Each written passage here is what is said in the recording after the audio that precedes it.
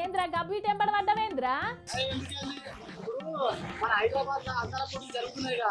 ఆ చార్మినార్ లా 50 కుక్కల దాకా పట్టించిందిగా సార్. అది జరుగుతుందని ఒక్క కుక్క కూడా లేకుండా హైదరాబాద్ మొత్తం కాంటాక్ట్ తీసుకున్నా. మన బంగాళ బాబులు ఏమన్నారు, చిచి ఈ కుక్కలు ఉన్నాయి వీళ్ళ దేశంలో గంటి కుక్కలు ఉన్నాయి అని అనుకుంటారు. అందుకే అట్లా ఉండొద్దని హైదరాబాద్ మొత్తం కాంటాక్ట్ పట్టుకున్నా. ఒక్క కుక్క కూడా లేకుండా మొత్తం అన్ని పనులు వేస్తాయి. అలా మధ్యలో వచ్చి డిస్టర్బ్ చేసాం అనుకో నడిపిస్తుంది. అచ్చా గదా సంగతి.